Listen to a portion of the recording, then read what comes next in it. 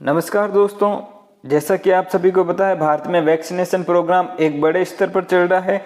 इसी को लेकर हमने वैक्सीन रजिस्ट्रेशन कैसे करें और वैक्सीन के लिए अप्लाई कैसे करना है उसके ऊपर हमने एक वीडियो बनाया है ताकि ज़्यादा से ज़्यादा लोगों को इसका फ़ायदा मिल सके। और अभी तक कई लोगों को ये पता ही नहीं है कि वैक्सीन का रजिस्ट्रेशन कैसे करते हैं, ऑनलाइन कैसे करते हैं या फिर ऑफलाइन की क्या प्रक्रिया है, वो सारी चीज़ें हम इस वीडियो में डिस्कस करेंगे। तो अगर आपने अभी तक वीपी कॉन्सेप्ट को सब्सक्राइब नहीं किया है तो इस चैनल को सब्सक्राइब कर लीजिए और बेल आइकन को प्रेस कर लीजिए जिससे कोई भी नया वीडियो का नोटिफिकेशन आपको मिलता रहे। तो चलिए हम आज का वीडियो स्टार्ट करते हैं। इस वीडियो में हम बात करेंगे कि वैक्सीन के लिए हम रजिस्टर कैसे करेंगे और किन किन डॉक्यूमेंट्स की हमको वैक्सीन रजिस्ट्रेशन के समय ज़रूरत पड़ेगी और कौन कौन से एज वर्ग के लिए हम वैक्सीन रजिस्टर कर सकते हैं। तो सब चीज़ों के बारे में हम यहाँ पे बात करेंगे। तो चलिए हम स्टेप वाइज इस वीडियो को फॉलो करेंगे। आप भी मेरे साथ स्टेप वाइज इस वीडियो को फॉलो कीजिए और आप आसानी से वैक्सीन के लिए रजिस्टर कर सकते हैं। तो सबसे पहला स्टेप आपको ये करना है कि आपको एक मोबाइल लेना है जिसके अंदर नेट हो और इसमें आपको एक वेब ब्राउज़र ऑन करना है। जैसे आप गूगल या गूगल क्रोम यूज कर सकते हैं। तो उसमें आपको cowin.gov.in टाइप करना है। जब आप ये इस टाइप से टाइप करेंगे तो आपको एक विंडो ओपन होगा और उस विंडो में आपको सबसे पहले यहाँ पे एक वेबसाइट दिखाई दे रही है cowin.gov.in। अब आप इस सबसे पहले ये दिखने वाली वेबसाइट पर क्लिक करेंगे तो आप स्टेप 2 के अंदर आएंगे। जब स्टेप 2 के अंदर आपने प्रवेश कर लिया है तो अपने आप को यहाँ पे रजिस्टर योर सेल्फ पे क्लिक करके अपने आप को रजिस्टर या साइन इन करना है। आपको मैं एक चीज़ बता दूं कि आप जितनी बार यहाँ पे रजिस्टर करोगे उतनी बार आपको मोबाइल में OTP की ज़रूरत पड़ेगी। तो आप जो एक्टिव नंबर है उसी नंबर को आप यूज करें जिस पे इनकमिंग या आउटगोइंग आपके कंटिन्यू चल रही हो। अब नेक्स्ट स्टेप 3 की बात करें तो आपको अब इसमें यहाँ पे अपना एक्टिव मोबाइल नंबर डालना है और जब आप ये मोबाइल नंबर डालेंगे तो आपको एक वन टाइम पासवर्ड आएगा जो 6 अंकों का रहेगा और उसको हम OTP कहते हैं। तो यहाँ पे आपको गेट OTP पे क्लिक करना है। जब आपने इस OTP पे क्लिक किया है तो आपके मोबाइल के अंदर जो OTP मिला है आपको वो 3 मिनट तक एक्टिव रहता है या फिर 180 सेकेंड्स हम कह सकते हैं, तब तक ये एक्टिव रहता है। और ये 6 सेकेंड का OTP आपको यहाँ पे एंटर करना है और वेरीफाइड एंड प्रोसीड पे आप क्लिक करना है। जब आप यहाँ पे क्लिक करेंगे तो अब आप यहाँ पे वैक्सीन के लिए रजिस्टर हो चुके हैं। और इसमें प्रोसेस क्या है कि एक मोबाइल नंबर से आप 4 जने या फिर जैसे मान लो अपने फैमिली में 4 मेंबर हैं तो एक मोबाइल से आप 4 जने वैक्सीन के लिए रजिस्ट्रेशन कर सकते हैं। नेक्स्ट स्टेप के बारे में बात करें तो आपको जब आप ये OTP डाल देंगे तो उसके बाद इस टाइप का एक विंडो ओपन होगा जिसमें आप 4 मेंबर एक मोबाइल के साथ अप्लाई कर सकते हैं। रजिस्टर मेंबर पे जब आप क्लिक करेंगे तो इस टाइम आपके पास कोई भी एक ID प्रूफ होना चाहिए। अगर आप 4 मेंबर का रजिस्टर कर रहे हैं तो आप 4 मेंबर का अलग से ID प्रूफ रख सकते हैं। अब मैं आपको पहले बताऊंगा कि सिंपली एक व्यक्ति कैसे अपने रजिस्टर करेगा। इसके लिए आपके पास कोई ID प्रूफ होना चाहिए। इसके लिए आप वोटर ID कार्ड यूज कर सकते हैं, आधार कार्ड यूज कर सकते हैं, इसके लिए आप ड्राइविंग लाइसेंस यूज कर सकते हैं या फिर कोई भी गवर्नमेंट के द्वारा वेरीफाई किया हुआ जो आपके पास आइडेंटिटी प्रूफ है आप उसको यूज करके वैक्सीन के लिए रजिस्टर कर सकते हैं। जब आप यहाँ पे मैं आधार कार्ड से बताऊंगा आपको कि आधार कार्ड का यूज करके आपको कैसे यहाँ पे वैक्सीन रजिस्ट्रेशन करना है। अदर जो गवर्नमेंट का ID प्रूफ है उसके लिए भी सेम प्रोसेस है। उसमें आपको क्या करना है, यहाँ से सेलेक्ट करना है जहाँ पे आपको 4 से 5 ID प्रूफ अलग अलग टाइप के दिखाई देंगे जिसमें से कोई भी एक आपको सेलेक्ट करके आपको यहाँ पे डालना है।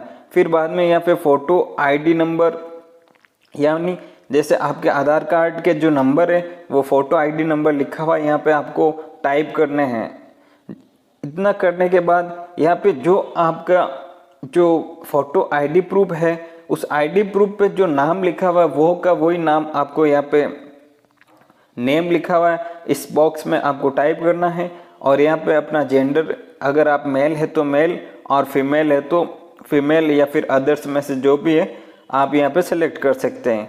और यहाँ पे अब डेट ऑफ बर्थ आपको कंप्लीट नहीं डालनी, यहाँ पे ईयर ऑफ बर्थ यानी जो लास्ट में जो आपका जन्म वर्ष है वो आपको डालना है। ओरिजिनली जो आईडी पे जो आपका जन्म वर्ष दिया हुआ है वही आपको डालना है।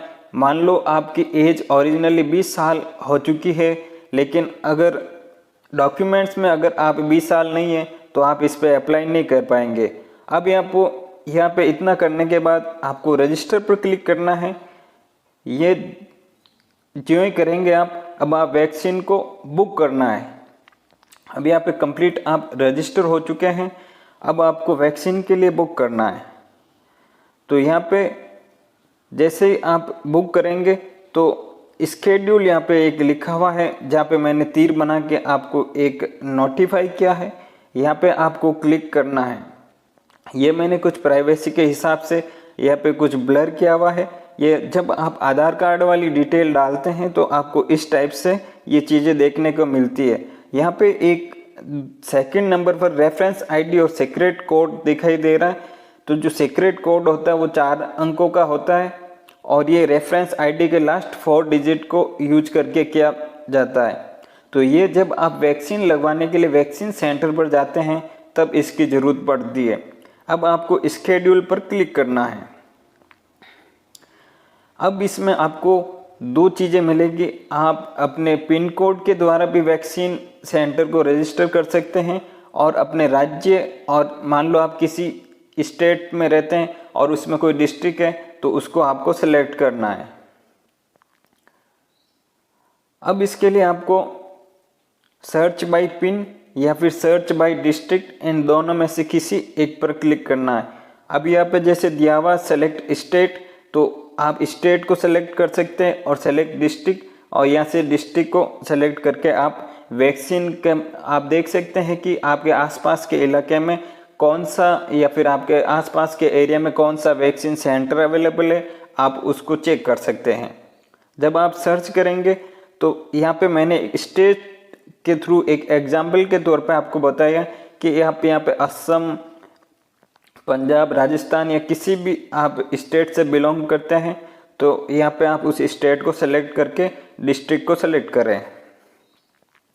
अब आपको यहाँ पे वैक्सीन का सेंटर सेलेक्ट करना है।